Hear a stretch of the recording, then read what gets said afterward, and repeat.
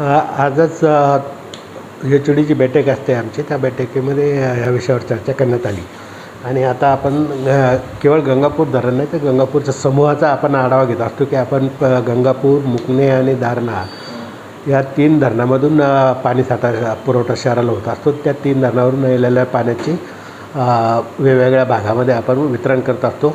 मुकणे धरण मागच्या आठवड्यामध्ये 50%च्या आत भरलेलं होतं, परंतु आज आढावा घेतला असता ते जवळपास 51% भरलेलं आहे.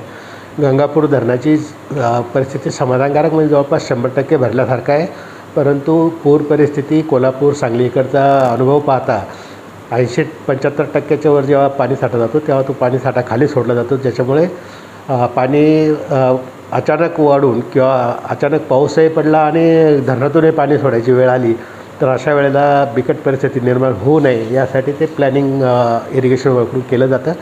परंतु गंगापूर धरण जवळपास 100% भरल्यासारखं आहे. मुकणे दारणा धरणही 100% भरलेलं आहे आणि मुकणे 51% भरलेलं असल्यामुळे तूर्त जो मागच्या 2 आठवड्यापासून पाणी कपात आपण करत होतो तो निर्णय तूर्त स्थगित केला असून या आठवड्यापासून पाणी कपात ही बंद करण्यात येत आहे. पुढे वेळोवेळी पावसाची परिस्थिती आणि धरणातील पाणीसाठ्याची परिस्थिती पाहून निर्णय घेतले जातील.